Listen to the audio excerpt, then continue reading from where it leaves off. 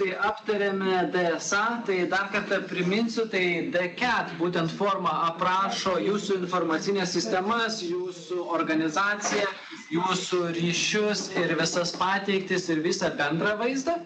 DSA aprašo būtent tam tikrą specifinę pateikti, tai yra kur kažkur teikiate, sujungia tos pateikties fizinį modelį su jūsų loginiu modeliu. Tai koncepcinis modelis rodytų bendrą jūsų visų informacinės sistemos duomenų modelį, o jau DSA būtent prie to bendro modelio, prie to loginio modelio prijungtų ir fizinius laukus, būtent kaip iš tikrųjų yra realizuota ir kaip iš tikrųjų yra saugomi jūsų tie duomenys ir galbūt yra teikiami būtent kažkokių paslaugų ar kažkokių prisijungimų prie duomenų bazių pagalba.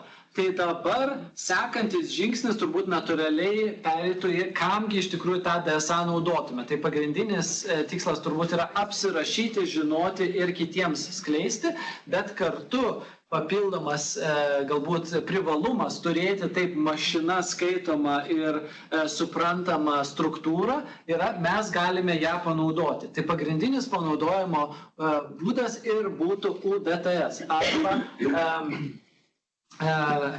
universali duomenų teikimo sąsaja. Tai kas yra UDTS, kokia jos paskirtis ir kaip mes ją iš tikrųjų naudotume. Tai UDTS yra, sakykime, tas semantinio ir kartu ir techninio interoperabilumo tikslo įgyvendinimas. Tai yra, kad mes visi bendrai vieningai teiktume duomenis vieni kitiems. Iš sistemos į sistemą, iš sistemos į pačiam galbūt vartotojui arba į kažkokią paslaugą, arba gal net ir į kažkokią pateikti, tai yra į kažkokį galbūt žiniatinklio puslapį ar kitą būdą. Tai kuo jinai yra ypatinga, tai ji iš tikrųjų remiasi tarptautiniais standartais, remiasi OpenAPI standartu, kuris yra aprašytas, sakykime, taip pasaulyje kaip standartas, kaip aprašinėti duomenų sąsajas. Jinai remiasi būtent REST technologija, tai yra šiek tiek galbūt naujesnė, šiek tiek populiaresnė, dabar vis populiarėjanti duomenų perdavimo būtent sąsaja, kuri yra galbūt šiek tiek kitokia nuo web servisų, kad ji, ir bent jau mūsų atveju su UDTS, ji naudojasi JSON.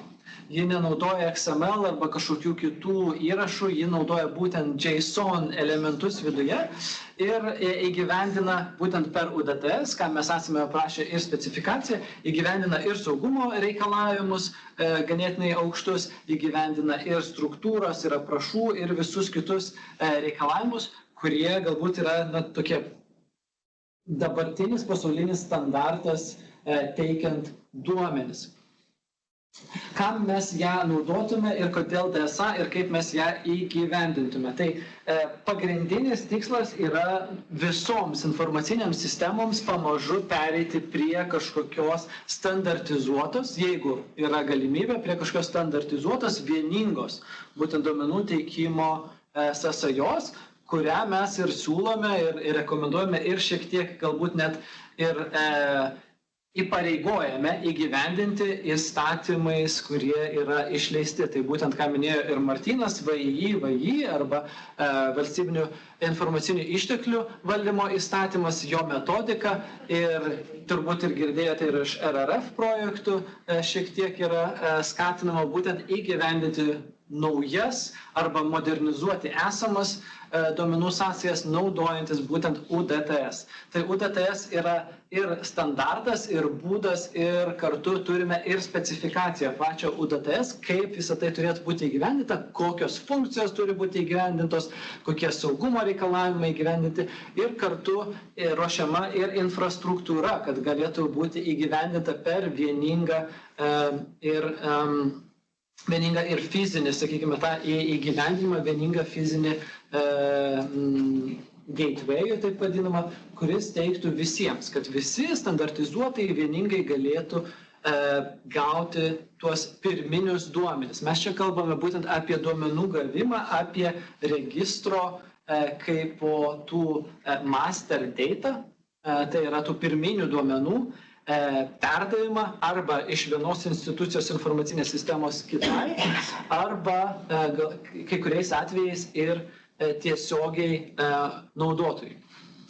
Tai kokia nauda, tai turbūt greitai prabėgsiu, patys galbūt ir suprantate ir susidūrėte, jeigu yra poreikis iš vienos informacinės sistemos perduoti duomenis kitai, tai dažniausiai nebūna lengvas procesas tą įgyvendinti. Reikia sukurti ir pačią sąsają, reikia susitarti, reikia pasirašyti sutartis, reikia atlikti daug dalykų, testavimų ir dažniausiai dabar, kadangi tai trunka daug laiko, dažniausiai tai yra teikiama, sakykime taip, specifiškai būtent pagal reikalavimus. Tai yra, jeigu man reikia tam tikrų duomenų, aš jų užsiprašau ir kažkas man sukuria specifiškai man skirtą tokią paslaugą, kuri ir teikia tos duomenys. Galbūt ir tam tikrų formatu, tam tikrą imtimi ir galbūt su tam tikrais net ir veiklos srities reikalavimais arba kažkokiais taisyklėmis, kurios arba filtruoja duomenis, arba juos kažkaip apdoroja, arba išskaičiuoja duomenis, jeigu tokių duomenų nėra. Tai tikslas ir pagrindinė, sakykime, nauda yra, kad jeigu mes apsirašome metaduomenyse savo informacinę sistemą, jos duomenų rinkinius ir visą kitą, mes susikuriame DSA, kuri tiesiog ir parodo, kokius duomenis aš turiu šioje informacinėje sistemoje, kaip jie struktūrizuoti, ką jie reiškia, kaip jais naudotis. Tai tada sekantis žingsnis yra tiesiog sakyti, tai jeigu tau reikia duomenų, pasižiūrėk, ką aš turiu, va yra sąsaja, pasiimk ir naudokis. Tai yra, jeigu tau reikia tų pirminių duomenų, taip kaip jie yra, tu gali tiesiog naudodamas UDT sąsają, kurią aš esu įgyvendinęs kaip informacinė sistema, juos ir gauti. Taip, jeigu reikia kažko specifinio, jeigu paslaugai reikia kažkokių skaičiavimų, tai tada gali būti, kad ne visada gausi tuos išskaičiavimus, tačiau jeigu tie išskaičiavimai yra būtent iš tų pirminių duomenų, tai savo pusėje tos skaičiavimus gali ir atlikti, lygiai taip pat kaip aš atlikčiau kaip informacinė sistema savo pusėje. Vadinasi, jeigu tu turi prieigą prie tų pačių duomenų, vadinasi, ir rezultatas bus lygiai toks pats, kokį gautum, jeigu išskaičiuočiau ir aš. Na ir čia dar galbūt galite paskaityti, valdyti duomenų duomenų mainus, stebėti juos, matyti jungtis, matyti, kur kokie duomenys keliauja, atsekti, kas yra pirminis šaltinis, kas yra galbūt antrinis šaltinis. Tai dėl reglamentavimo pačio, kaip ir sakiau, turime ir ne vieną įstatymą, kuris ir taipogi turime ir pačią specifikaciją. Tai vėlgi, jeigu pažiūrėtumėte į adresą, tai matote, kad nuo pradžia yra lygiai tokia pati, tik tai šiuo atveju yra ne DSA, yra ne DCAT, o yra UAPI. Tai čia anglų kalba užrašytas lygiai tas pats pavadinimas, tai yra Universal API. Tai yra UDTS, Universali duomenų teikimo sąsaja, tik tai šiuo atveju užrašyta anglų kalba, kad palaikyti interoperabilumą ir kad įgyvendinti ir duomenų mainus ne tik Lietuvos mastu, bet ateityje planuojama, kad tas interoperabilumas būtų įgyvendintas visoje Europoje. Tai yra, jeigu duomenys turi teisę arba turi pasirašytas teisingas duomenų teikimo sutartis, galėtų perpanaudoti ir Europos Sąjungos arba kitų šalių narių institucijos. Yra dvi alternatyvos, kaip gali būti įgyvendinta pati UDTS. Tai kadangi specifikacija yra paruošta ir jeigu laikotės tos specifikacijos, tai nebūtinai turite naudotis arba vienu arba kitu. Lengvesnis variantas, sakykime taip, kaip pagalba yra sukurtas duomenų agentas. Tai yra, jums patiems tada nereikia kurti integracijų, jums nereikia kurti pačios sąsajos. Yra sukurtas programinis įrankis, kurį įdiegus jūsų informacinės sistemos, kaip ir sakiau, artimoje aplinkoje, kur ji turėtų prieigą prie pačių duomenų. Ji gali ne tik nuskaityti metaduomenis, kaip kalbėjome apie UDSA, bet ji gali veikti ir kaip duomenų teikimo įrankis. Tai yra, naudojantis DSA, naudojantis tą konfiguraciją, kaip jūs ją aprašėte, ji galėtų teikti tuos duomenis į SPP, taip vadinama, ar ne, sąveikumo paslaugų platformą ir teikti tos duomenys per vieningą prieigą visiems kitiems vartotojams.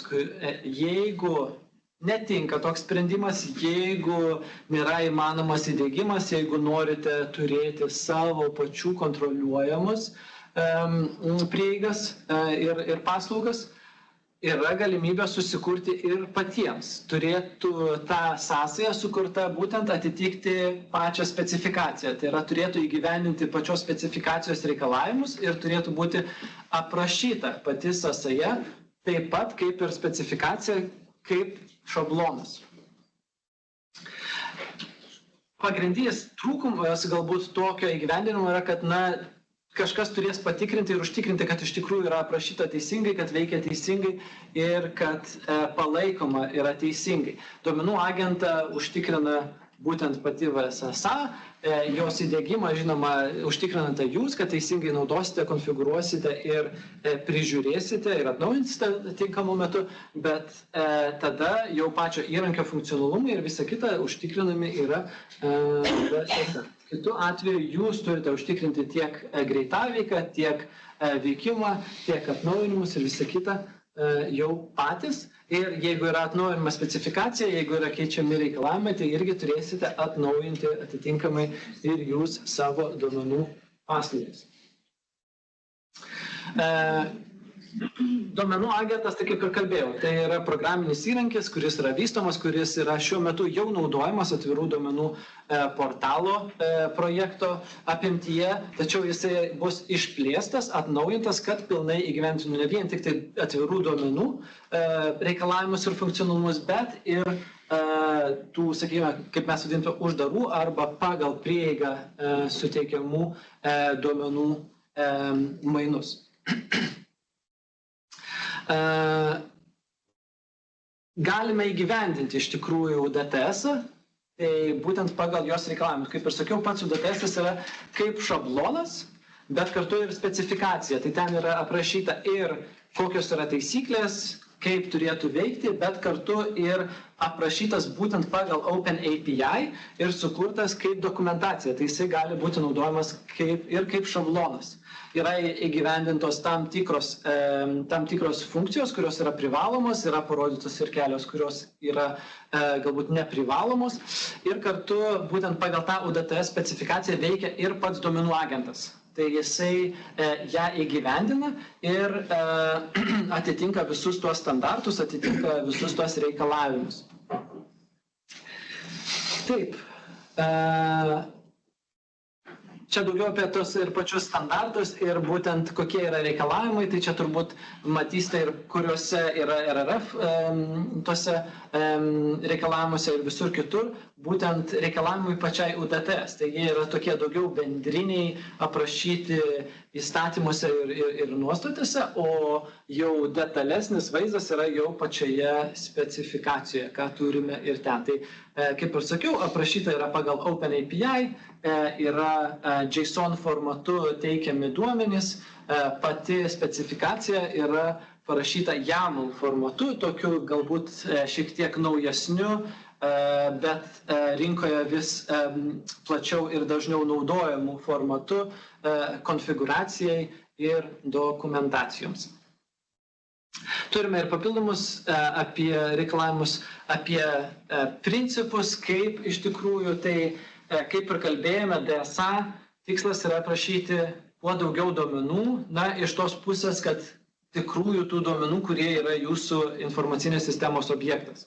Neaprašinėjame techninių, neaprašinėjame galbūt išvestinių duomenų, kurie yra reikalingi tik tai tam specifiniam tikslui ir galbūt net nėra minimi nei nuostatose, nei kur kitur jūsų informaciniai sistemai. Aprašinėjame tai, kas yra pirminis jūsų informacinės sistemos objektas. Aprašome visus, teikiami, neteikiami, viskas, kas yra saugoma, principas yra iki pirmo poreikio. Kitaip sakant, kad galbūt šiuo metu jie nėra reikalingi, tačiau DSA juos aprašome, UDTS juos įgyvendins ir jeigu atsirastų poreikis, kažkas iš karto galės pradėti jais naudotis. Vėlgi, kaip ir kalbėjau, prieiga ir užtikrinimas, kad tie duomenys yra apsaugoti ir visa kita yra, sakykime taip, iš anksto jau numatyta tiek DSA, tiek metaduomenų kataloge, tiek ir pačiame UDTS. Prieiga suteikiama tik tada, kai turimas prieigos raktas, nebent mes kalbame apie atvirus duomenis. Tai atviriems duomenims prieiga yra atvira, kaip ir įsivaizduotumėt, bet jeigu tai yra protected, kaip ir sakėme, ar ne, tipo access lygio duomenis, jiems yra suteikiama prieiga tik turint prieigos teisės. Prieigos teisės yra kontroliuojamas pačiame metaduomenų kataloge ir kartu, apie tai, ką jau ir kalbėsime, su automatinėmis duomenų teikimo sutartimis, ADTS. Taip, kaip ir sakėme, kad neįtraukėme tų vidinių arba tarpinių duomenų, tai vėlgi naudojame REST, naudojame sakykime, tos duomenys tik tuos, kurias reikalinga ir kurie yra leidžiami skleisti, tai kai kurie duomenys gali būti slapti galbūt, arba kažkokie neplatinami, tai jų ir neaprašinėjame, kad ir nematytume ir metaduomenyse, ir kartu ir neteikiame per UDTS sąsajas. Funkcijos ir metodai, tai vėlgi matysime ir pačioje specifikacijoje, kai pereisime prie jos, bet turime sakykime, standartinį rinkinį funkcijų, kurias turėtų įgyvendinti UDTS sąsaja. Kaip ir minėjau, pats agentas jau jas įgyvendina ir dar bus plečiamas kartu ir su kitais funkcionalumais ir žinoma vystomas, jeigu būtų ir vystoma pati UDTS specifikacija, bet pagrindinis tikslas yra būtent interoperabilumas ir kartu palaikymas visų funkcionalumų, kurie yra reikalavimi tiek ES, tiek ir mūsų Lietuvos kontekste. Tai turime ir metaduomenų teikimą, ne vien tik duomenų, kad galima būtų gauti ir pačius metaduomenis apie jūsų duomenis per tas sąsajas, turime ir taip vadinamą linked data reikalavimą, kuris įgyvendinamas pačios sąsajos ir specifikacijos, kuris leidžia tos duomenis susijęti vienus su kitais metaduomenimis, su žodynais ir taip toliau, ką jūs jau atliekate ir DSA pildydami.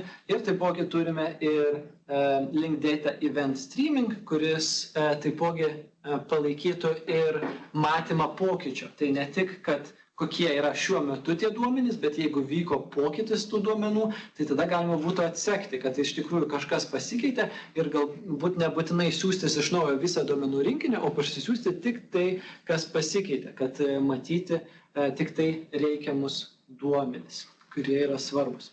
Taipogi ganėtinai svarbu yra ir aprašytas išimtims ir klaidoms valdyti mechanizmas. Tai yra, kad ne tik teikiame duomenis, bet pasirūpiname ir pačių naudotojų, kuris tos duomenis gauna. Jeigu įvyksta vidinės klaidos, jeigu įvyksta kažkokios užklausos klaidos, yra aprašyti standartiniai metodai, yra aprašyti standartiniai būdai, būtent grąžinti tas klaidas, pateikti atgal pačiam naudotojui, kad jis galėtų suprasti, kas atsitiko ne taip, ar tai buvo jo pusėje kažkokia klaida, ar tai buvo jau duomenų šaltinio pusėje klaida.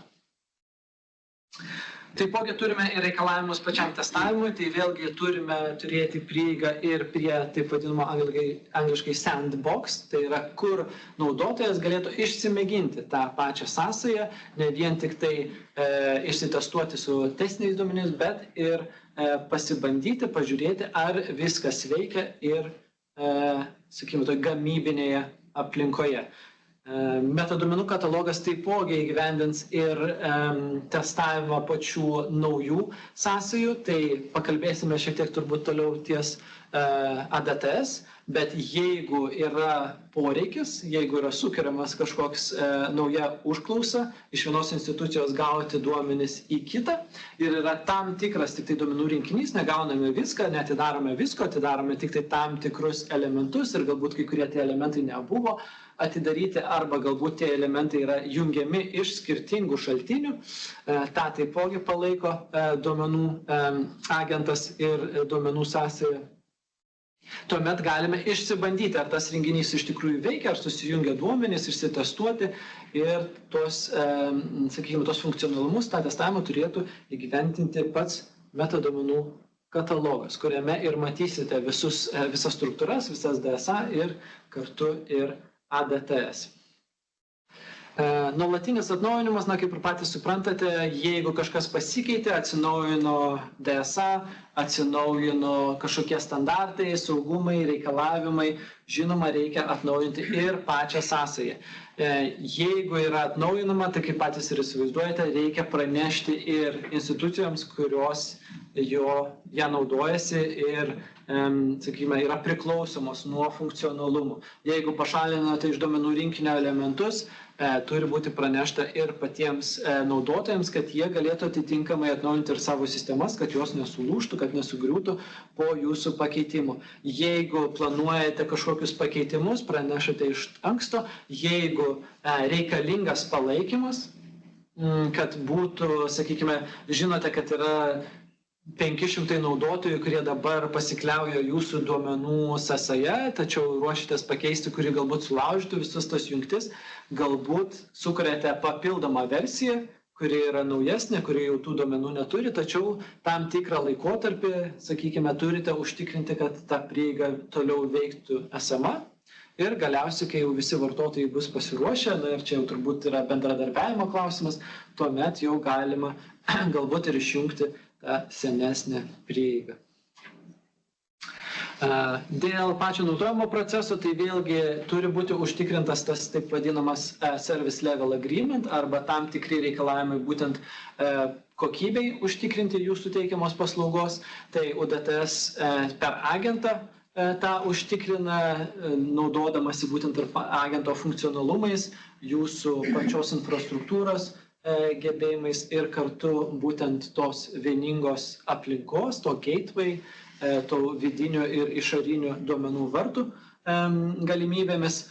Jeigu bus įgyvendinamas, sakykime, jūsų pačių ta sąsaja, tai jie vis tiek turės turėti tam tikrą lygį kokybės, tam tikrą prieinamumo ir, sakykime, lankstumo lygmenį, kad galėtumėte užtikrinti, sakykime, nepertraukiamą tų duomenų tiekimą.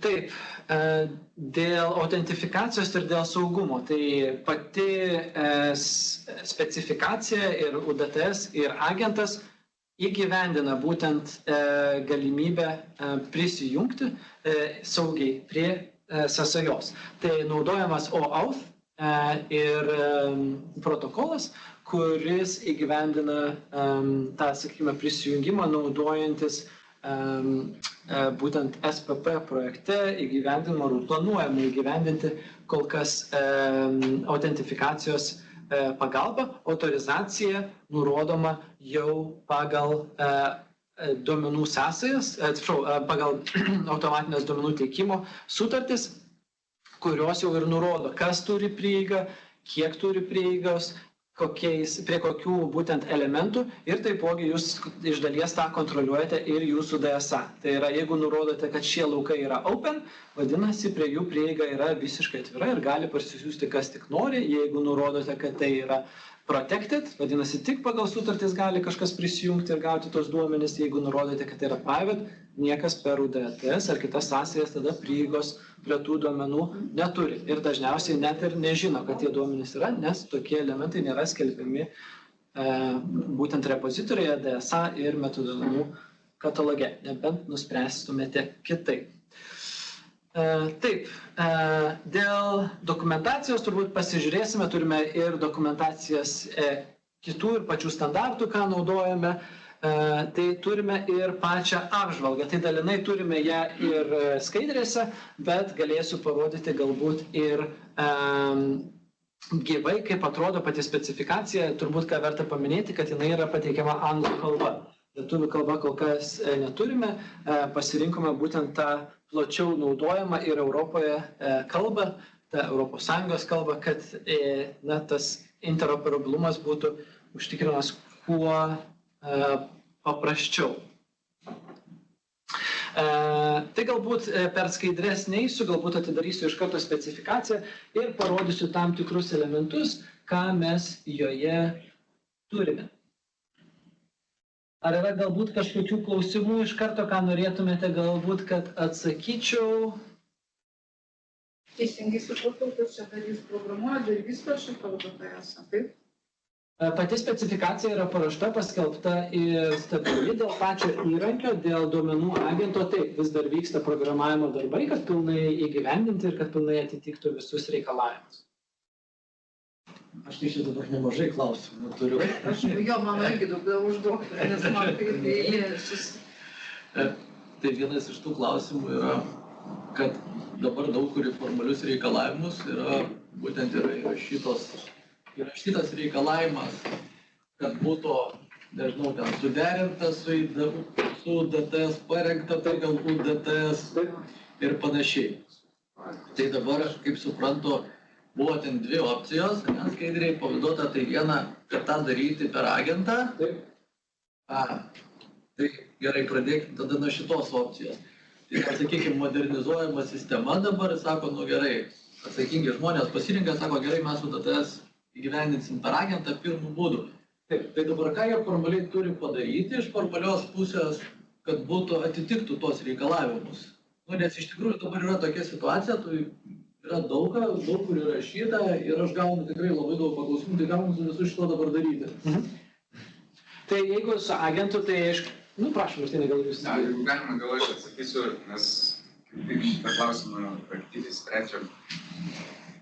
Tai reiškia, gausite išaiškinimą raštu dėl šio klausimo, nes ne jum vieniem kyla šis klausimas. Tikiu. Jūs gal etatą jau turite atrašinėti? Aišku, aš kaip dabar rankos neduočiau nukirs, kad būtent tiksliai taip bus įrašyta, nes dar vyksta dėrybos, bet mintis tokia, kad... Etatą dėrybos paskiria. Ja, bet mintis yra tokia, kad, aiškiai, užteks įsidiegti dabartinę versiją. Jis, aišku, neturi pilno funkcionalumo dar šiam momentui, bet, aiškiai, atnaujinus funkcionalumą ir atnaujinus paskui tą programinę įrangą, jis turės. Tai jeigu yra pasirenkamas tas siūlomas agentas, tai užtenka tik tai įsidiegti ir sukonfigūruoti. O čia niuansėlis su konfigūravimu, nes mes paskutinį informaciją turim, kad pagal mūsų poreikius dar tas programuotojas negimė, kuris suprogramuos. Tai ką tokiu atveju daryti? Su vienu pirmąjį jau turit, mano mėgti. Kaip tu konfigūruoti, jeigu nėra to funkcionalumo? Ja, tai užteks... Čia, aš atsiprašau, mes čia apie tą pačią kodinių pavadinimų spintą kalbam ir apie jos du funkcionalumus. Tas antras saugykla, kaip kodinių pavadinimų dabar yra naudojamas, kuris šiuo metu yra nupirktos paslaugos ir, reiškia, tiek ir VSSA vidiniais resursais nedideliais programuotojų, tiek ir to išorinių resursų bus tobulinamas. Tai šiam momentą, kadangi ten reikia priimti tos, priduoti teisingiau projektus, tai dėl to, kad nestabdyti, tai bus siūloma tiesiog įsidiegti ir pateikti tokį deklaraciją įsidiegimą. Įdiegta, mes formaliai, kaip pasakyti, priimsim ir bus laikomas įgyvendintas. Dabar jeigu... Tai ką, dar kažkokios struktūros tos aprašus irgi jums ten reikės kažkokius pridėti? Ja, tai va, ta konfigūracija yra apima tą DSA failą, taip vadinamą. Tai žodžiu... Tai gaunasi, kad mes parengsim ir prie kitų projektų, pakaks tai, ką mes parengėm, ne? Nu, tai aš kaip suprantu taip, kad... Aš čia naujai gimusiam paslaugom. Čia būtent naujom, ten toje imti, kas yra naujai per projektus daroma, tai gal kažkoks naujas modulis, tarkim, kuriamas ar kažkas panašaus, tai tik to imti. Tai aš čia noriu užfiksuoti, tik tai naujam dalykam kalbam, taip? Bet aš rankos neduosiu nukirst dar raštu, ką gausit raštu, tas ir bus taikoma, bet kiek vyksta dabar dėrybos, paskutinės tokios yra naujienos. O jeigu pasirinks patys įgyvendinti, tada ten yra iš to iš OpenAPI yra ištraukiama tema, kas atitinka iš esmės panašiai DSA generuojama, patikrinama, ar veikia ir tada, jeigu randam klaidų, surašom tokias klaidas, patikim atgal ir prašom ištaisyti. O tai šitą, o dar tada, jeigu pagal tą antrą variantą, ten buvo, mačiau, Vladimiras skaidriai rašęs, kad turės būti užpildytas metadomenų katalogas. Nu, kad jūs galėtumėte ten patikrinti, kaip jisai čia dabar bus užpildomas tas metadomenų katalogas. Tai realiai. Ai, tai čia apie D4 kalba einam? Ar čia dar labiau kažkas? tai D4 vis tiek jūs visi ten praktiškai jau beveik išpildėt. Čia vis tiek DSA reikės pasirašyti. Ten buvo prie privalumų parašyta, kad nereikės. Tai ketvirta dalis, tai ten nebent dėl paslaugos komunikacijos. Tai žodžiu, tas metadomenų katalogo pildymas, tai vis tiek finaliai atsimuš ir antrų atveju atsimuš į DSA parašymą. Jo, žodžiu, kaip ten besuksės, nesvarbu, ką Vladimiras skaidrėse rašo DSA vis tiek.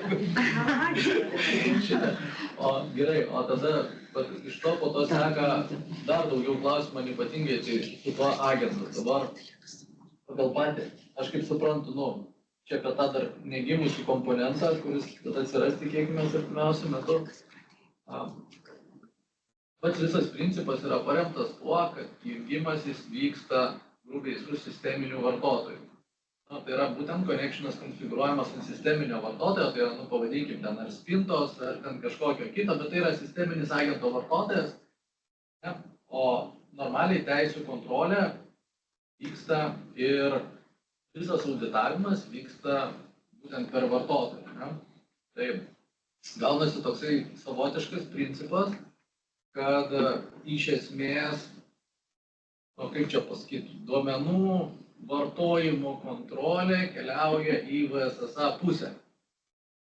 Spinta ir visa konfiguracija yra jūsų pusėje, įdiegta jūsų pusėje, visi konfiguraciniai ir visi kiti failai yra būtent jūsų. Taip, bet dabar yra UDPS-as, tas universalus API-us, tada yra spinta ir spinta su sisteminiu vartotoju, su savo sisteminiu vartotoju, kreipiasi į resursą. Audito sistemos guli paskutiniai vietai ir jos visą laiką matys, kad kreipiasi toksai sisteminis vartotojas spinta. Tai tuo tarpu UDT sunaudosis kažkoks vartotojas, kuris turi teisę. Tai klausimas, kaip bus, įgyvendinami tie teisės aktų reikalavimai, tai yra būtent su teisų prieigų kontrolė, audito sistema, visais veiksmais, kas domėjusi mano duomenim. Tai yra, tiesiog ar šita vieta yra normaliai pergalvota ir kaip jūs įsivaizduojate ją įgyvendinti su to UDT-su. Ir dėl pagrindimo, kodėl tu duomenų, nes yra tokių, kur reikia pagrindimo, kam tau jų reikia? Šiaip nuo daugelio, čia tiesiog gaunas, imant netgi pakankamai trivialų atveju, atėjo klientas, sako, žiūrėk, man reikia tokių duomenų, mano teisiniai pagrindai, neįmams mažą kontraktą, čia pagrindai, tai sakom, gerai, gali gauti šitos duomenis ir ką? Mes ką sakom, VSSA sako, žiūrėkit, jis gali gauti ar kaip, ta prasme, kaip tai įgyvendinama. Jeigu jis nepasirašo smart kontraktą, su jumis nesudaro, tada jis per UDT-są negalės gauti. Tai mes žodžiu blogus klientus ant smart kontraktus. O šiaip tai bus, aišku, jau yra nupirkta programinė įranga Gateway'us. Reiškia, tas agentas, galės ir Vladimiras papasakotis, čia irgi labai stipriai prisidėjo prie tos architektūros, visos rengimo, tai jis komunikuoja su Gateway'u. Gerai, Gateway'us tai čia tas UDT-as. Gateway'us ten tai jūsų infrastruktūroje. Bus toks daiktas, pavadinkim. Yra išskaidoma į vidinį Gateway'ų, reiškia valstybės sektoriui taikoma ir išorinė taikoma išorės vartotojų, ne valstybės. Ir tenai irgi vyks loginimas. galima bus gauti logus iš tenai. Ir taip pat jūsų... O mes galėsim dėl tų klientų savo pasiūstų logų nusiųsti? Nu, sakys, kad kam jūs teikiat duomenis? Mes tai žinokit, kam tik neteikiat, bet man čia tai eikit pas MSSA, jie ten logus turi. Kaip toks klientas, ten logus... Aš čia šaržuoju, bet realiai. Yra pastoviai, ta prasme, kai kalbam apie didelius kiekius, pas mus dalis savitarnai, dalis nerealizuota, bet didelius kiekius užklausimų, tai yra būtent pagal GDPR gyvenimo reikalavimus, ta prasme, kam teikti mano duomenis, kas domėjosi mano duomenim. Ir natūralu, kad mūsų visos vidinės sistemos yra pritaikytos taip, tai yra taip, kaip mes esame realizavęs. Dabar kažkur šone atsiranda UDTS, dar truputį šone atsiranda smart kontraktas, bet neliečiam šitos temos, labai baisi šitą. Dar ten gateway, dar jūsų logai, kaip tas funkcionuos, iš tikrųjų, ta prasme, kaip jūs įsivaizduojate, ta prasme, aš bandau suprasti, kaip tas bus, nes aš tai matau vienintelį variantą, tai yra, jeigu tai pradėtų funkcionuoti ir būtų. Mes tai nieką žinokit nežinom, bet jie gal logus turi. Tai jūs matysit, kad kreipėsi agentas ar ne, paėmė visus kažkokius duomenis. Bet tai įsideda, kad pas mus, pavyzdžiui, užklausimų per mėnesį mes kalbam apie 10 milijonų. Tai man nuo to, kad agentas kreipėsi, tai man nuo to, kaip ten kažkada buvo. Jūs turės, įsivaizduokit, dar daugiau iš 400 sistemų. Ne, tai aš sakau, bet tai kaip tas bus, realiai, kaip tas bus įgyvendinta, tai yra, sakau, ar ten jūs mums atgal kažkokią padarysit, atskirą atgal integraciją ten iš tų logų, kur skysit, o jūs čia dabar pasimkit, ką mes atidavėm per, tai bratu, žinai, biški, kad jūs žinokit, per mus pateikėt duomenį. Ja, tai dėl šitos logų dalies, man atrodo, reikės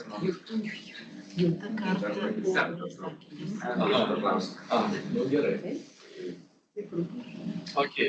Tai čia tokia labai jautri ir... Ne, čia aš tiesiog taip žiūriu truputį į ateitį ir ten ypatingai kaip ten kol nėra formaliai rašyta tų reikalavimų, kad tu turėti kažkokius reikalavimus, UDTS, tai galima žiūrėti paprastai, kai atsiranda formalūs reikalavimai, tai truputį kažkaip pradedi jautriau.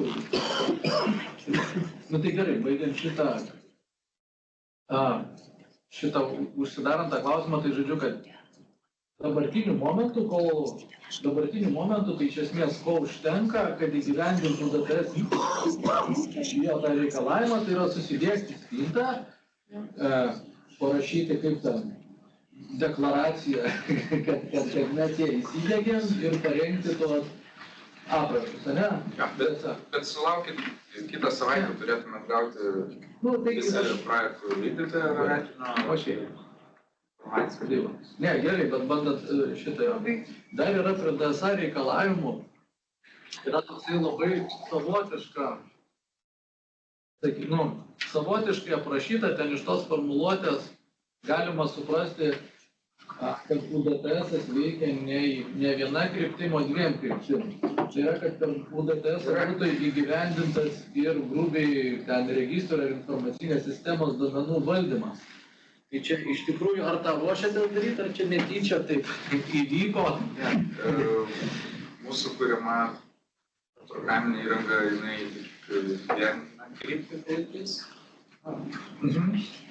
O ten buvo numatyta, kad ten, žodžiu, tas vaikinas jau nebedirba SSA, kuris reikia tą nuostatą. Bet, kaip aš suprantu, kad kažkaip buvo nuspręsta, kad kartais gali reikėti tokio funkcionalumo, tai aš neprieštarauju, kad gali kartais reikėti tik ten su įgyvendinimu niuansėlis, tai yra. Taip.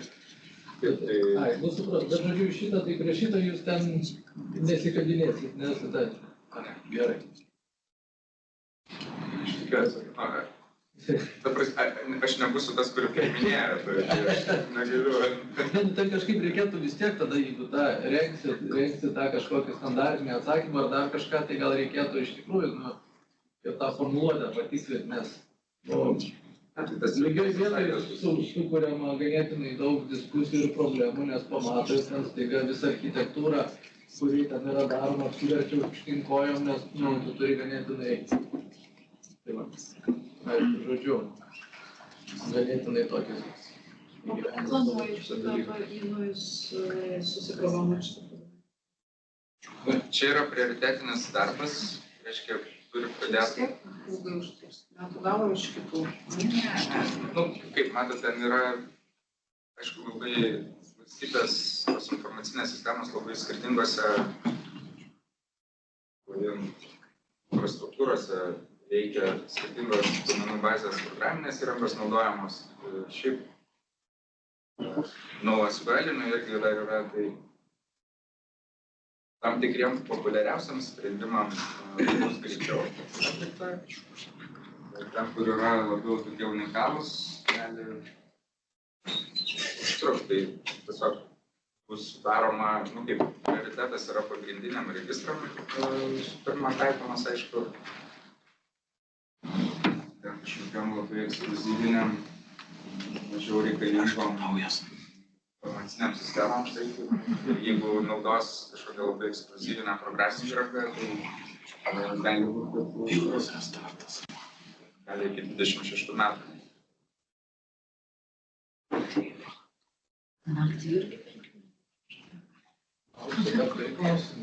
Tai tu visus uždavai klausimus, kuriuos aš norėjau.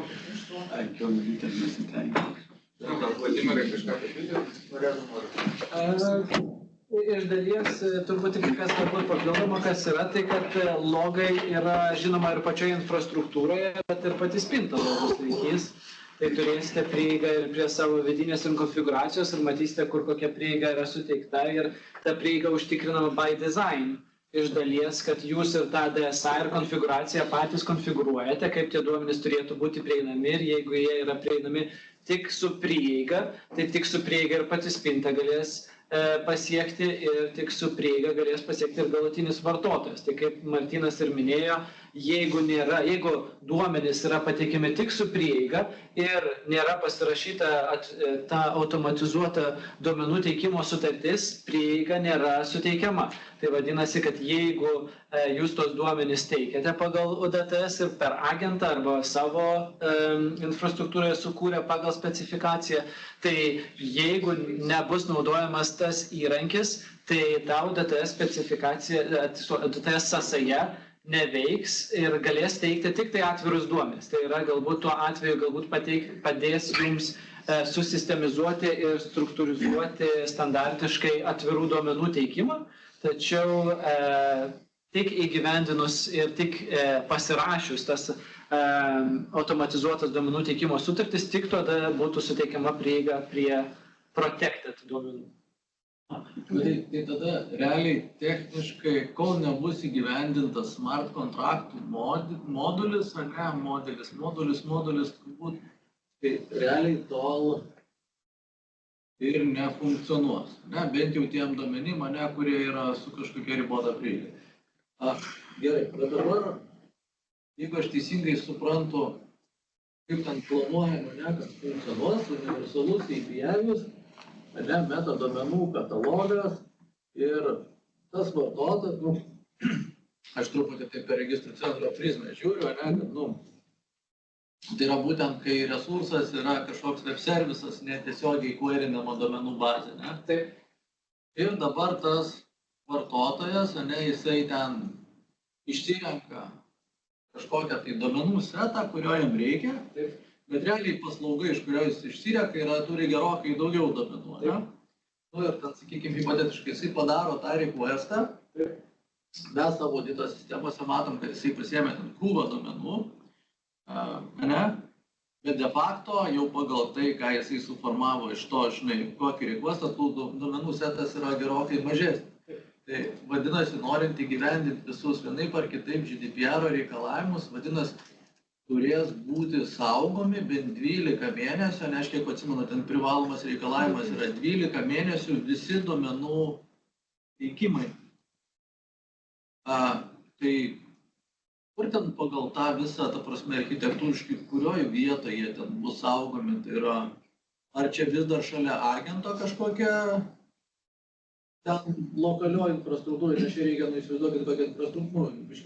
Tai lygiai taip pat saugote ir dabar tos logus, tai ta pati infrastruktūra, tai jeigu turite kažkokius jau esamus sprendimus, tai tada galima žiūrėti dėl pačių integracijų ir dėl perpanaudojimo tos pačios ir apjungti galbūt tuos logus, nes bus naudojami logai pagal standartinius formatus irgi. Stengiamės išlaikyti būtent tą interoperabilumą ir su, sakykime, suderinamumas su kitais sprendimais, tai bus saugoma ir standartiniais formatais ir patys logai, ir įrankiai open sourciniai, kad ir patys žinotumėt, kad veikia ir užtikrintai, kad visa tai yra teisingai įgyvendinta. Lygiai taip pat galėsite dalyvauti ir, sakykime, toj pačioje konfiguracijoje tiek agento, tiek ir sujungimo ir visa kita, kad pamatytumėte ir įsitikintumėte ir saugumu, ir patikimumu pačių įrankių. Ir tada, jeigu turėsite savo logus, kad apjungti galbūt ir esamas sąsajas ir tas naujas UDTS sąsajas per agentą, kad apjungti tuos logus ir visą kitą, galima bus integruotis ir peržiūrėti. Aš noriu tik atkreipti dėmesį, kad nesigaus taip, kad pernaudoti esamus sprendimus būtent čia dėl tos specifikos, to agentų ir duomenų transformavimo. Kodėl nesigaus, todėl kad tu turi standartinį produktą, tarkim, nežinau, kažkoks NTR išrašas ir jo grubiai duomenų setas yra fiksuotas. Vadinasi, man logose iš GDPR pažeidimo pusės man užtenka saugoti requestą ir, grubiai kokį atsakymo ID, pagal kurį aš galiu atsekti, kokius duomenis jisai gavo. Man nereikia saugoti pačių duomenų. Bet čia, kadangi atsiranda dar vienas žingsnis – duomenų transformacija ir nufiltravimas, tai realiai nuo to, kas paimta iš šaltinio ir nuo to, kas atiduota klientui, tie duomenys nebesutampa. Ja. Tai dėl to, ta prasme, tie, sakykime, standartai. Tai naujas logas, būtent pačio teikimo, tai taip, logas iš, sakykime, šaltinio į agentą, taip, jisai rodys pilną prieigą, rodys pilną, sakykime, duomenų parsisiuntimą, tačiau logas, kuris bus nuo agento į jau patį klientą, jisai rodys tikrai. Ir kadangi pati konfiguracija ir apimtis irgi bus statinė, ji bus pagal sutartį, pagal suteikimą būtent prieigos duomenų. Tai yra, kad kiekviena užklausa nebus, sakykime, kad jie vieną dieną gauna daugiau, kitą dieną mažiau, visą tą prieigą kontroliuojate jūs pasirašydami kartu tarpusavyje duomenų teikimo sutartį. Tai yra, jūs tada užfiksuojate, kokia imtimi tie duomenys iš tikrųjų gali būti perduodami. Ir siauriau tada jau numatyta, kad tu siauriau irgi negalimti. Ir jeigu mano smart kontraktas apima, nežinau... Gali filtruoti, klientas gali filtruoti ir peržiūrėti tik tai daug smulkesnį setą, jeigu jiems reikia tik tai vieno, sakykime, modelio, o ne visų 15 modelių. Aš tą ir turiu omeny, kad jeigu tu gali imti mažiau, tai de facto... Užklausas vis tiek reikės loginti, būtent kas turėsi loginti ir atsakymus ir užklausas, pilna apimtim. Ir gali būti, kad kai kada negrįžt, jeigu kartais negrįžta tie duomenys ar klaidos ar visa kita, tai žinoma bus loginama ir iš tos pusės, bet patys duomenys galbūt, čia reikės turbūt peržiūrėti. Tai iš tos techninės pusės, tai kaip ir sako Martynas, dar ir įgyvendinimas vyksta ir tobulinimas, tai jeigu yra kažkokių reikalavimų, sakykime, iš jūsų pusės kaip iš tų duomenų teikėjų, kurie naudosis to UDTS paslauga, tiek jeigu yra kažkokių komentarų dėl pačios specifikacijos, funkcionalumo ar kažko kito, tai tikrai grįžtamasis ryšys yra laukiamas tiek ir iš VSSA pusės, tiek ir iš turbūt diegėjo, kuris diegs ir konfigūruos iš jūsų pusės, jeigu reikės ką konfigūruosite, tai tikrai dirbsime kartu ir pasitengsime užtikrinti ir tą ir visą pakankamą saugumą, pakankamą patikimumą ir pačią įrankio ir įgyvendinimą. Okay. O jeigu kalbant apie smart kontraktus, tai jūs čia jau įgyvendinat, vykdot, čia kas bus kažkokia kaip infrastruktūra, kas čia tokia? Tai vat sekanti tema ir bus būtent pakalbėti ir apie duomenų teikimo sutartis. Tai kol kas tik tai dar norėčiau užbaigti dar apie UDTS, tai tiesiog parodyti pačią specifikaciją. Čia galbūt daugiau toks techninė peržiūra, tai nežinau, kiek galbūt gilinsimės į pačius elementus, bet tiesiog parodysiu pagrindinius elementus ir kaip ją naudotis. Tai turime būtent kaip ir galbūt atsimenate, kaip ir sakiau anksčiau, yra, dabar padidinti turbūt labai negalėsiu, bet pats adresas, iš kur galima parsisiųsti, tai yra būtent vėlgi lygiai ta pati struktūra, kur galima surasti ir pamatyti, tai yra būtent IVPK GitHub.io, tik tai, kaip ir sakiau, šiuo atveju yra palenktas brūkšnys UAPI arba Universal API, tai yra mūsų UDTS sąsaja. Tai dar kartą priminsiu, būtent pasviras brūkšnys D4PLT yra D4PLT specifikacija, pasviras brūkšnys DSA yra DSA specifikacija ir pasviras brūkšnys UAPI yra būtent UDTS specifikacija. Tai viskas yra paviešinta, paskelbta ir galite peržiūrėti, turite ir kontaktinius duomenis, jeigu būtų kažkokių klausimų. Visos šitos specifikacijos, visi dokumentai tiek D4, tiek DSA, tiek UDTS, jie yra saugomi ir IVPK repozitoriuose, tai yra jų GitHub pačiose platformose, ne tik viešinami kaip tokie puslapiai, kuriuos galime peržiūrėti, bet kartu galite rasti ir tos techninius visus dokumentus, tai yra ir patį YAML failiuką, kaip čia galite ir parsisiųsti, bet kartu galite ir surasti repozitoriuje. Tai yra, jeigu norėtumėte panaudoti šią specifikaciją kaip šabloną, tai yra, jeigu aprašinėjate ir kuriate savo UDTS, kad panaudoti ją kaip šabloną, jūs galite parsisiųsti būtent tą YAML failiuką, kurį galite ir ten panaudoti ir jis tada pilnai turėtų atitikti OpenAPI specifikacijos reikalavimus.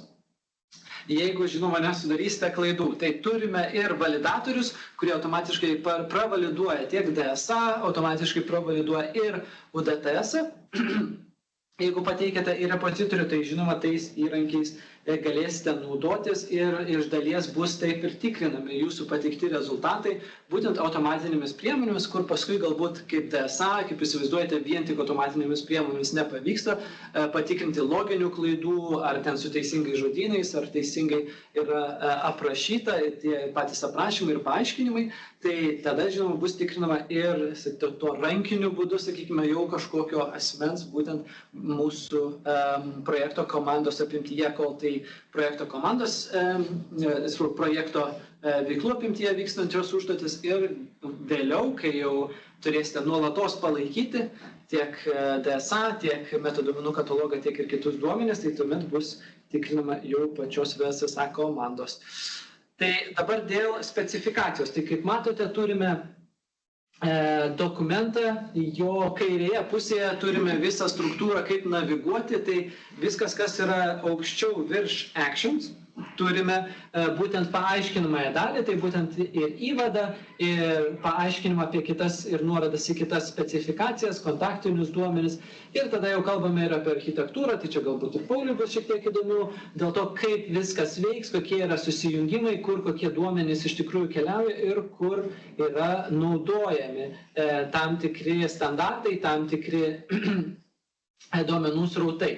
Turime ir aprašytus komponentus, kurie iš tikrųjų dalyvauja visoje šioje architektūroje, kaip vyksta metaduomenų, sakykime, tas susijungimas ir tiekimas, kaip vyksta duomenų teikimas, paaiškinamos bendros koncepcijos, kas tie URI, kas yra modeliai, kas yra objektai, kaip veikia refai. Tai vat, ką jau matėte ir DSA, tai kaip matote, jeigu turime kažkokią tai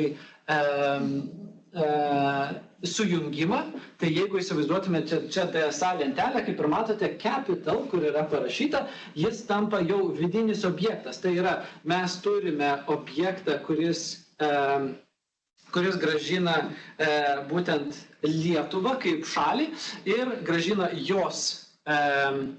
jos sostinę, capital, kaip kitą objektą, kurio ID yra tam tikras šiuo atveju UUID formatu nurodytas ID. Tai žinome tada pagal mūsų bendrą struktūrą, tai va tada ir atsiranda ta svarba būtent nurodyti teisingai duomenų rinkinius ir nurodyti teisingai visą bendrą, sakykime, tos sujungimą ir tos kodinius pavadinimus ir visą kitą. Tai kaip matote, prie tipo yra parašyta, kad šis objektas, kurį mes parsisiuntėme, yra būtent country modelio objektas, ar ne? Ir matome, iš kokio duomenų rinkinio ir kokios informacinės sistemos ir kuriai institucijai priklauso tas duomenų rinkinys. Tai visi duomenų elementai, kuriuos galime parsisiųsti pagal UDTS, jie būtent ir atvaizduojami ir grąžinami lygiai tokia pačia struktūra, kaip matytumėte juos ir DSA failiukuose. Kitaip sakant, kad jeigu tai yra jūsų country modelio elementas, tai šiuo atveju mes matome, kad jisai turi dvi savybės. Jisai turi pavadinimą ir jisai turi ryšį su capital. Tai kaip vyksta jungimas, kaip ir matote, capital rodomas jau kaip atskiras elementas ir yra grąžinamas jo ID. Tai pasižiūrėjus į DSA struktūrą, mes galime surasti, kas tas capital ir su kuo yra tas reference, ir tada naudodamasi tuo ID mes galime atlikti jungimą tarp šitų dviejų modelių ir surasti, kokie yra tada jau pačio capital modelio atributai. Taip, tai dabar atsiranda tas toksai ryšys tarp visų šių elementų. Tai jeigu atsimintumėte, D4 mes nurodome informacinės sistemas, jas aprašome, mes nurodome, kokie duomenų rinkiniai ir kokiuose pateiktyse jie yra pateikiami. DSA tai apjungia į vieną vietą ir UDTS būtent iš tų visų duomenų, iš DSA ir viso kito, sukuria duomenų prieigą būtent pagal lygiai tą pačią struktūrą. Vadinasi, visur yra standartizuota, visur yra suprantama lygiai taip pat, kad galime gauti duomenys būtent pagal tokią pačią struktūrą, pagal aprašytą DSA, pagal duomenų rinkinį, kurie yra aprašyti ir D4 ir matomi metaduomenų kataloge. Taip. Ir tada turime, čia turime ir skyrių apie autorizaciją, kas yra naudojama, kaip yra vykdoma registracija, kaip vykdoma autorizacija ir kokiais elementai visą tai vyksta. Tai jeigu norite, žinoma, pilnai galite pasiskaityti, turbūt ką verta paminėti, tai turime dar papildomą lygį prieigos filtravimo. Tai pačiame DSA galbūt kol kas ir nenurodėme, kadangi tai yra daugiau susiję su įgyvendinimu ir su UDTS, bet galima nurodyti papildomus filtravimo lygius būtent ne tik modelio lygmenyje ir atributo lygmenyje, bet ir įrašo lentelėje lygmenyje. Tai yra, jeigu sakytume, kad prie tam tikrų duomenų turime prieigą tik tai su tam tikrais įgaliojimais, tai yra prie tam tikros duomenų poaibio turime prieigą. Galbūt mes sakome, kad tai yra asmens duomenys ir prie jos prieigą turi tik tai pats asmuo. Negali niekas kitas pasižiūrėti jų tų duomenų, gali pažiūrėti tik tai pats asmuo. Vadinasi, norint gauti tam tikrus elementus, kurie yra taip pažymėti, juos gali susigrąžinti tik asmuo. Tai jam nurodomas būtent scope ir tas scope yra aprašomas ir pačiame, galbūt čia ir neparodysime, bet ir DSA paskui bus aprašyta, čia iš tikrųjų dar plečiame iš dalies tą funkcionalumą, bet jisai būtų aprašytas ir pačiame DSA dokumente, nurodant, kad prie šio lauko, kad jį susigrąžinti, turi būti papildomas autorizacijos lygis, tai yra turi būti būtent tas asmuo būti autorizuotas ir autentifikuotas, kad galėtų susigrąžinti tos duomenys. Tai vat, kai ir rodžiau, kur turime vartotojo, ne vien tik tai, nes klientas šiuo atveju yra informacinė sistema. Kitaip sakant, kad jeigu tai yra tarp Sodros ir tarp registrų centro vykstantis duomenų mainai, tai Sodros informacinė sistema yra šiuo atveju registrų centro duomenų gavėjas ir jie yra klientas. Jie tada keliauja per vartus, per agentą link resursų, pasiima tos duomenys iš resursų, kurie yra kažkokia pateiktis registrų centro ir susigrąžina tos duomenys. Bet jeigu yra papildomas filtravimas, jeigu yra papildomi reikalavimai, tai tada vyksta ir pačio vartotojo papildoma autentifikacija ir autorizacija. Tai tada kartu gaunant duomenys arba teikiant užklausą gauti duomenys yra siunčiami ne tik kliento autorizacijos duomenys, bet ir vartotojo autorizacijos ir autentifikacijos duomenys. Tad jeigu tai yra tas klientas, kuris turi prieigą ir gali turėti prieigą prie tų duomenų pagal scopes, kurie yra nurodyti pačiame DSA, tuomet yra grąžinami būtent tos vertės iš duomenų šaltinio būtent tos eilutės, prie kurių yra ribojama prieiga. Taip. Jeigu tai yra ne asmuo, bet pavyzdžiui, mūsų darbuotojų grupė, tai kaip reikėtų nurodyti? Tai gali būti ir ne tik tai scopes, galima būti naudojama ir konfigūruojama būtent jūsų DSA. Nes yra rolių sistema ir pagal tas rolių sistemą kažkur tai. Taip, būtent tai jeigu autentifikavus ir sakykime, atpažinus tą asmenį, jeigu yra tam tikri atributai, kurie suteikia jam autorizaciją prieiti prie tų duomenų, tai yra, jie galbūt yra tam tikros įstaigos darbuotojai, jie yra tam tikros skyriaus įstaigoje darbuotojai, jeigu tie duomenys yra kažkur pasiekiami ir saugomi, jie gali būti panaudoti tiek suteikiant prieigą, tiek ir uždraudžiant prieigą, sakykime taip, ar ne? Jūsų DSA aprašys, kad būtent toks scope yra naudojamas, kad turi turėti tam tikrą autorizacijos lygį asmuo, kad prieitų prie šių duomenų, tuomet, žinoma, su konfiguracija ir su papildomu įgyvendinimu, tai būtų įgyvendinta ir pačiame duomenų agente, ir tuomet galima būtų valdyti ir prieigą jau ir tame lygyje. Tada automatiškai pagal asmens duomenų apsaugos tą įstatymą galima būtų sužinoti, koks konkretus kliento darbuotojas gavo tos duomenys. Taip, logose turėtų. Kažkur įsisaugo. Būtų taip, logose visur būtų matoma užklausė ir kas atliko. Atiduodam vienam šaltiniui, daug įsiskiria pagal juridinius asmenys, dar pas juridinius, dar fiziniai, tai kad tas visas sugrįžtų. Tai vėlgi, jeigu iš to mes ano nevaldom, mes tai savo pusę valdom. Mes nevaldom anos pusės, kaip jis susikonfiguravo savo userius. Tai, bet jūs būtent DSA nurodote, kokiais būtent parametrais, kokiais skopais jūs valdote prieigą. Tai jūs galite... Mes negalim žinoti, kaip pas juos padaryta. Tai prieiga yra jūsų pusėje. Tai jūs nurodysite, ką jie turi pateikti, kad jie autentifikuotųsi kaip tam tikras asmuo, kaip tam tikra rolė. Taip, mes teikiam, pavyzdžiui, VRM-ui, VRM-as į komisariatus įsidalina. Mes nežinom, kaip jisai... Paskui, kai jau gauti duomenys ir paskui platina toliau, tai taip, jau to negalėsite valdyti. Jų įsipareigojimų kažkokių ar dar kažko tai, arba žinoti jų galimybės. Tai jau turbūt taip, tada jau turėtų būtent kažkokie, arba jie turi turėti įgaliojimus toliau tuos duomenys teikti. Aš nežinau, iš teisinės pusės galbūt Martynas galės daugiau patikslinti, bet aš kaip įsivaizduoju, tai jeigu jie turi sakykime, įgaliojimą gauti iš jūsų duomenys, tai turi tam tikrus turbūt ir ribojimus, kaip juos gali naudoti, tos duomenys. Pavyzdžiui, padalinys gali gauti, o ne vartotojas. Tai vėlgi tai trupučiu. Jau pas vartotoją nematysi. Jo, iš techninės pusės šis procesas užsibaigia jau ties duomenų gavimu į klientą. Jo, jeigu jau toliau kažkur, jeigu jie toliau teikia pagal UDTS-ą, tai vėlgi galima bus atsekti lygiai taip pat tos duomenys ir kadangi, kaip ir sakiau, kadangi tikslas yra užfiksuoti pirminius šaltinius, užfiksuoti iš kur tie duomenys ir kaip jie perpanaudojami ir visi tie srautai, tikslas ir yra ir pačio projekto ir metaduomenų katalogo parodyti, kad jeigu, sakykime, pirminis šaltinis yra Sodra ir jūs esate pagrindinis valdytojas ir tvarkytojas tų duomenų, bet juos perpanaudoja, tai vadinasi, turi susijusias sistemas nurodyti, ar ne, ir DCAT, ir visur kitur, ir DSA nurodyti base, kad tai yra jūsų duomenys, tai tada juos jau teikiant ir gavėjai žinos, kad jūs esate pirminis šaltinis, ir kartu tada ir tie patys srautai bus matomi, kad atkeliavo iš jūsų per VRM-ą, tada nukeliavo galbūt kažkam kitam. Į kitą pusę sakau, ne ką mes turim iš kitų šaltinių,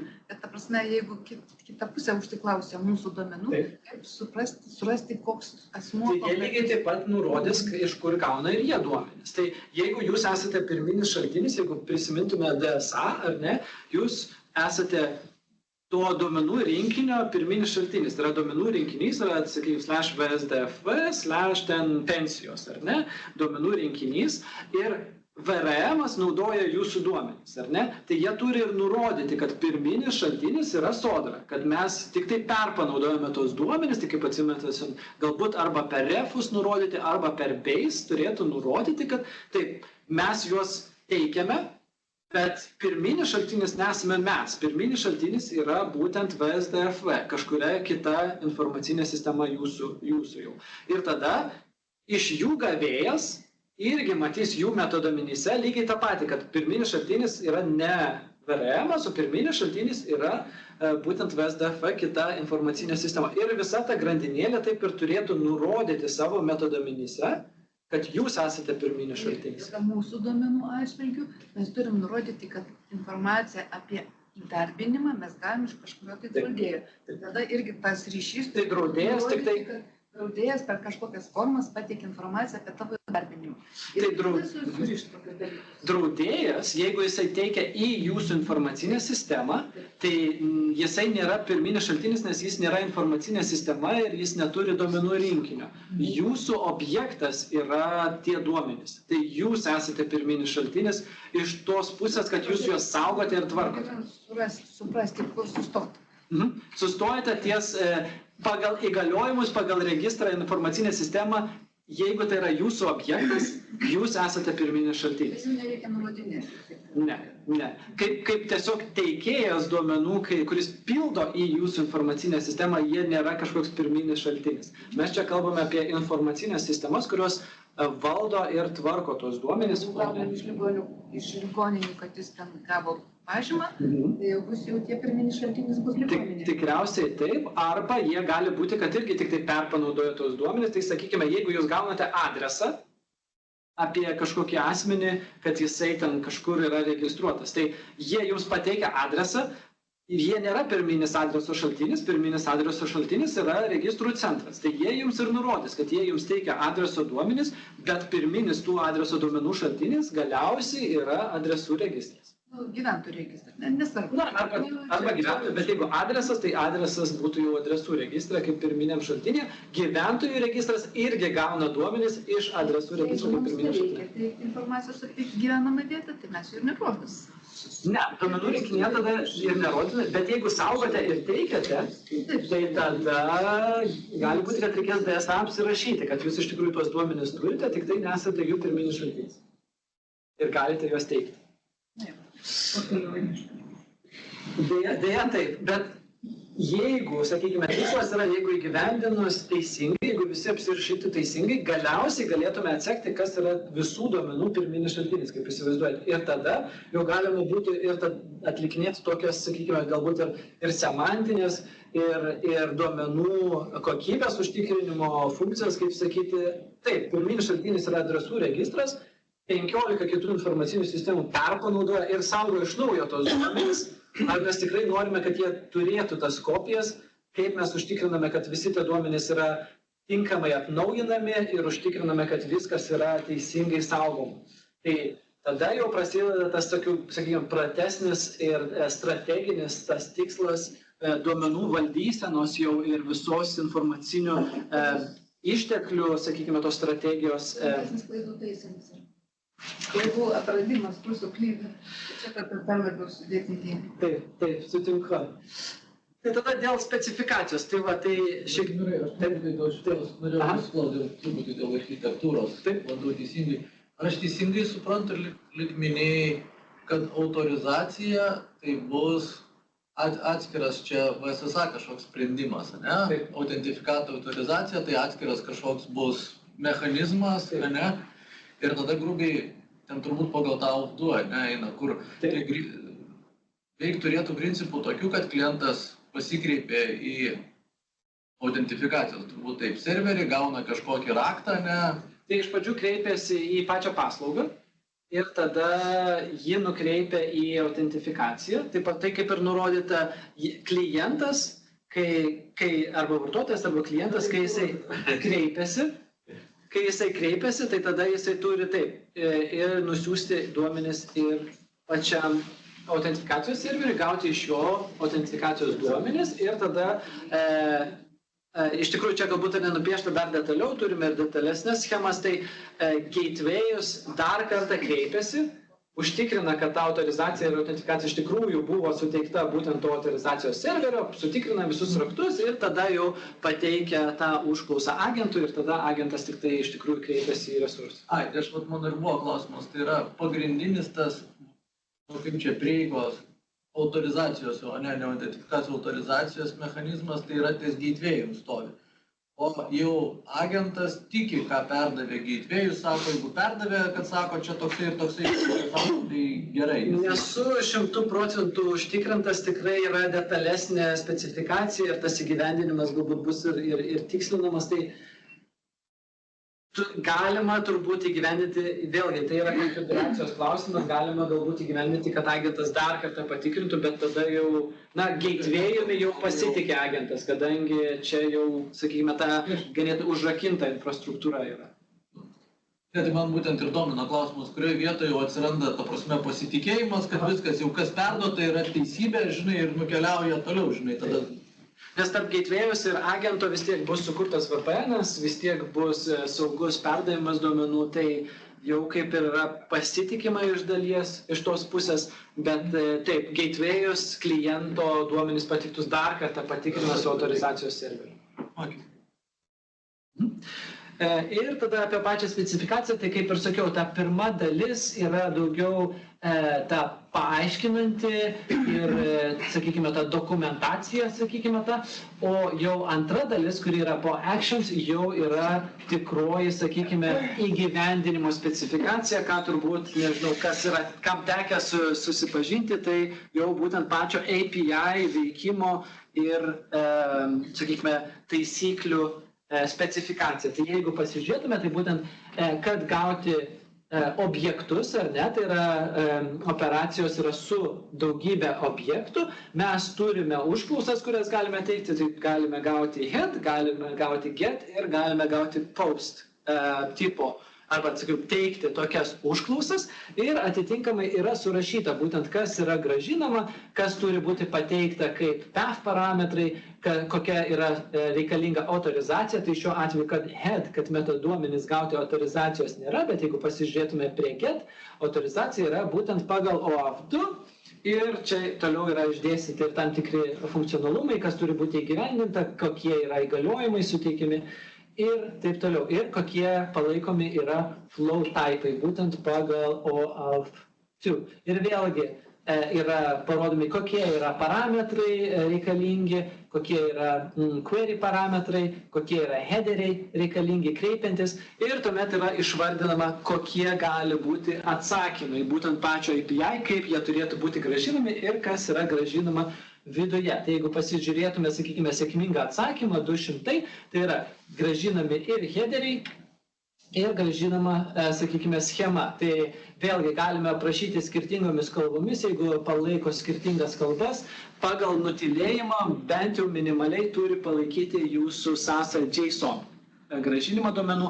Jeigu palaiko daugiau, apsirašysite, įgyvendinsite, žinoma, jeigu naudotojams reikia, puiku, bet tai nėra privaloma. Minimaliai turėtų būti bent jau JSON. Ir tada turime ir pačias schemas, kas iš tikrųjų grįžta. Ne? Tai matome, kad grįžta tipas ir grįžta duomenų masyvas. Pačiuose duomenyse matome, kad tai yra array ir kokie elementai yra grąžinami. Dar detaliau galime pasižiūrėti, kad paskui grąžiname ir tam tikri tipai elementų ir vėlgi aprašyta tam tikri reikalavimai kiekvienam elementui, kiekvienam taipui, kuris yra grąžinamas.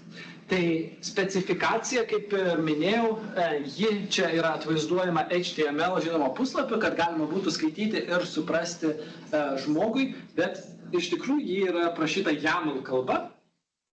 Ir YAML kalba jinai interpretuojama yra ne tik žmogaus, bet ir mašininiu būdu. Kitaip sakant, kad galbūt privalumas specifikacijos ruošimo būtent tokiu būdu, kad yra įrankių, standartinių būtent rinkoje galimų įrankių, kurie tiesiogiai gali sukurti jums sąsajas, techninės sąsajas pagal šią specifikaciją. Tai yra, jeigu ją apsirašysite teisingai, jeigu joje nurodysite visus reikalingus parametrus ir visus reikalingus reikalavimus, ji gali būti net ir automatiškai sukurta ir įgyvendinta jūsų programinėse, sakykime, platformose ir iš karto pradėti teikti. Tai kodėl buvo pasirinktas, tai todėl ir buvo pasirinktas būtent toks standartas ir atviri standartai OAuth ir OpenAPI ir visi kiti, kadangi jie gali būti labai plačiai perpanaudojami. Čia yra tik tai vienas iš įrankių, kuris atvaizduoja šią specifikaciją tokiu būdu. Ta YAML specifikacija iš tikrųjų galite atvaizduoti ir kitais įrankiais, nes jie yra tiesiogiai interpretuojama būtent pagal duomenis, kurie yra YAML failiuke. Svarbu, kad tik tas įrankis atvaizduojantis palaikytų OpenAPI standartą. Ir tada turime ir kitus, sakykime, kitas funkcijas, kurias atlieka. Tai čia buvo funkcijos su daugybė objektų, turime funkcijas su vienu objektu. Kaip matote, turime šiek tiek daugiau ir operacijų, kurios gali būti atliekamos. Tai čia turbūt buvo pokalbis tarp jūsų, Paulių ir Martyno, dėl, sakykime, ne vien tik tai skaitimo, bet galbūt ir rašymo funkcionalumą. Tai čia esame aprašę, kaip tai atrodytų, kaip iš tikrųjų turėtų būti nurodoma, jeigu būtų galimybė per tą jūsų UDT specifikaciją ir teikti duomenis, ne vien tik tai gauti. Galbūt būtų situacijų, kai iš tikrųjų tai yra reikalinga, tai yra parodyti pavyzdžiai, kaip iš tikrųjų tai gali būti įgyvendinama. Atsiprašau. O tai dar taip, jeigu taip primityviai dabar nori pakelinėjai naują API, bet jis turi atitikti UDTS. Tai kas čia tie core tokie dalykai?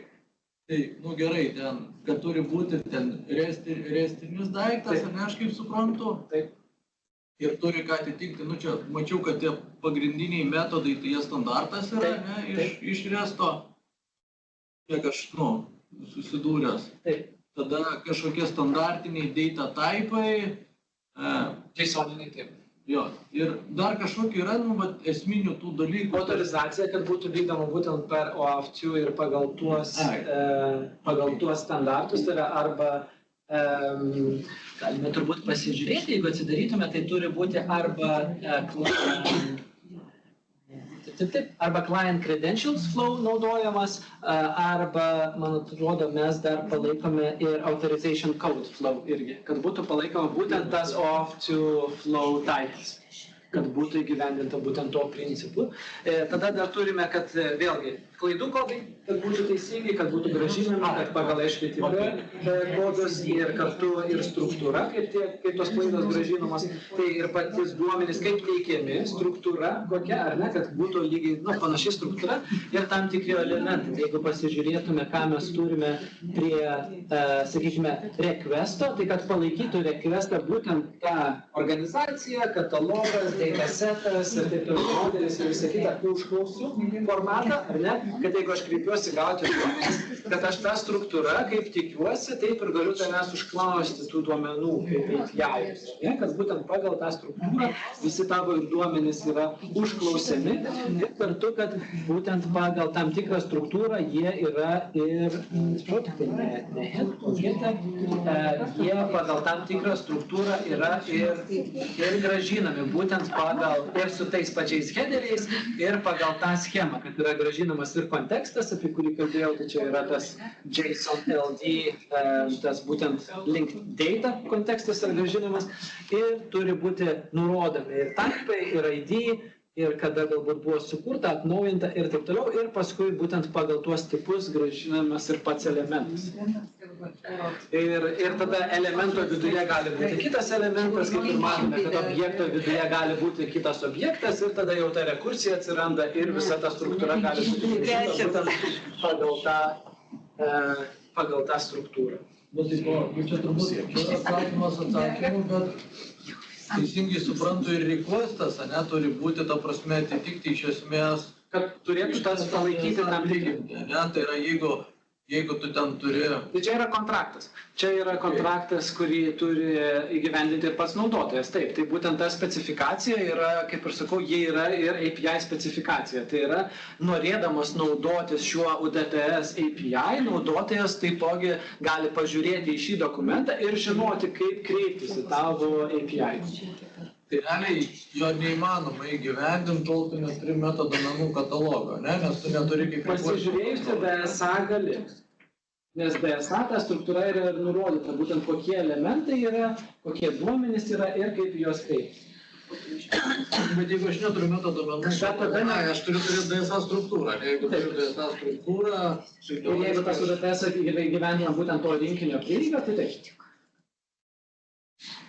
Jeigu turiu DSA aprašytą, tada žinau, kaip daryti requestą, o responsą ten jau kitas dalykas, jau responsą aš galiu pasidėlioti laisviau. Ok, supratau, gerai.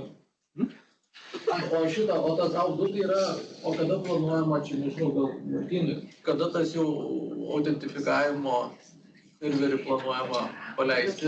Per smart kažkokį, ne? Ne, čia kol kas dar smart kontraktai vėliau dar. Funkcionalumą smart kontraktų įgyvendina ir pats autorizacijos serveris, nes jis gauna duomenis apie tai, ką autorizuoti ir kokiais principais, būtent iš sumanių sutarčių duomenų.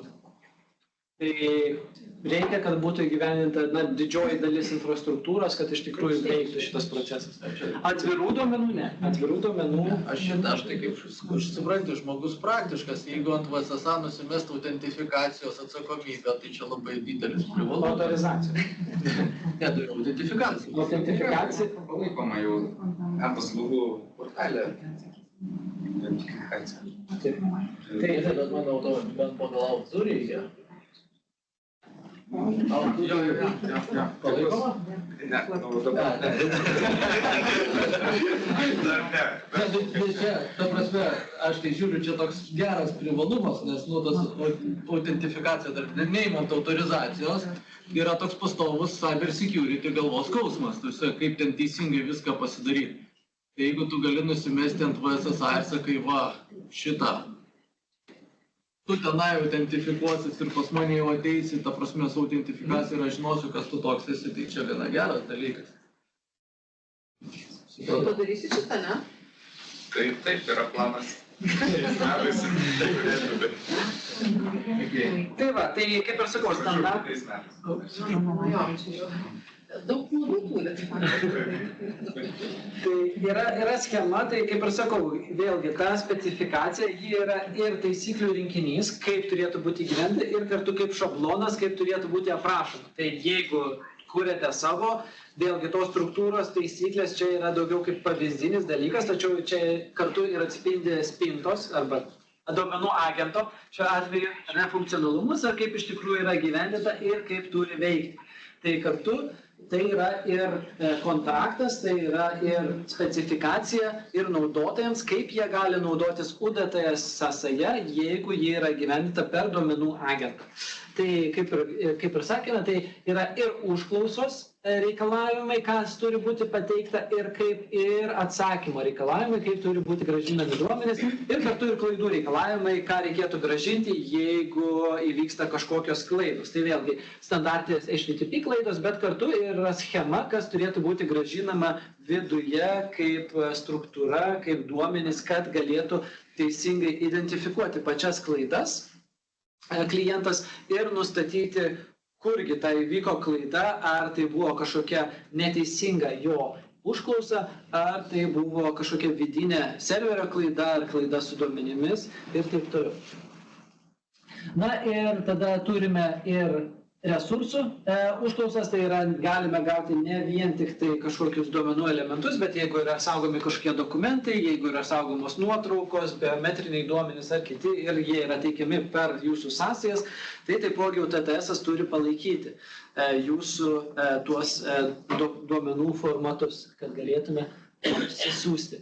Tada turime ir Change API, kuris būtent kurį irgi reikia įgyventinti, kuris turėtų leisti sekti pokyčius duomenų. Tai yra, jeigu yra paklausima apie tam tikrą elementą, turi būti galimybė sužinoti, kas su juo pasikeitė, kada tas pokytis įvyko. Tai jeigu buvo atnaujintas kažkoks laukas, apie kurį užklausime, tai turėtume matyti, kelinta jo yra versija ir kada jisai buvo paskutinį kartą atnaujintas. Na ir turime, sakykime, tos papildomus servisus, kurie galbūt yra daugiau legacy servisai, ar ne? Tai jeigu aprašinėjami ne UTTS, bet aprašinėjami kažkokie kiti jūsų servisai ir jeigu norite laikytis to naujo standarto, arba galbūt yra kažkokie kiti servisai, kuriuos teikia jūsų informacinė sistema, bet vis dar jūsų senais įgyvendinimo būdais, galbūt nebūtinai pagal tą struktūrą, tai irgi galite aprašyti naudodamisi YAML, OpenAPI, tai yra parodyti keli pavyzdžiai, bet kartu galite čia ir užregistruoti iš dalies, kad yra kažkokie kitokie servisai, kažkokie veikimo kiti principai, kurie galbūt nebūtinai palaiko UDTS struktūrą. Tai čia gali būti jūsų paslaugos, galbūt per kurias jau galima teikti duomenis, ar pagal kurią galima gauti išskaičiuotus duomenis, kurie jau nebeatitinka jūsų DSA, nebeatitinka jokių prieš tai minėtų struktūrų. Na ir turime utility servisus, kurie leidžia peržiūrėti, sakykime, API versiją ir health checką atlikti, kad patikrinti, ar iš tikrųjų pats agentas veikia ir ar pati paslauga ir visa ta, sakykime, grandinė įgyvendinimo ar teisingai veikia. Tai tokia yra specifikacija, čia daug techninių duomenų, iš tikrųjų verta turbūt tik tai žinoti, kad tokia yra ir daugiausiai turbūt būtų naudojama jūsų jau IT skyriaus, jūsų integracijų specialistų galbūt, kurie iš tikrųjų turėtų peržiūrėti tą konfiguraciją spintos arba duomenų agento, atsiprašau, pasitvirtinti, kad tai iš tikrųjų atitinka reikalavimus, kad atitinka DSA ir taip toliau ir kad ta dokumentacija yra paruošta teisingai. Taip, tai ar yra klausimų daugiau apie UAPI, ar dar kažkas galbūt neaišku? Ar galiu dar kažką patikslinti? Vėlgi turime dokumentaciją, turime ir, sakykime, galite kreiptis dėl tų LRF ir kitų klausimų į VSSA, kurie galbūt patars, kaip turėtų būti įgyvendinama, kaip turėtų būti užtikrinama, kad atitinkate reikalavimus ir taip toliau. Dėl pačių duomenų agento jau girdėjote, dabar yra vystomas, dabar yra, sakykime, ta bandomoji versija, kurią galite jau naudoti, kad tos ir metodų duomenys DSA sukurti ir galbūt šiek tiek ir patį UDTS išsibandyti, bet jį dar pilno funkcionalumo galbūt ir neturi. Taip, tai turbūt būtų tiek apie UDTS, jeigu nėra klausimų online, irgi nematau, kad kažkas keltų ranką.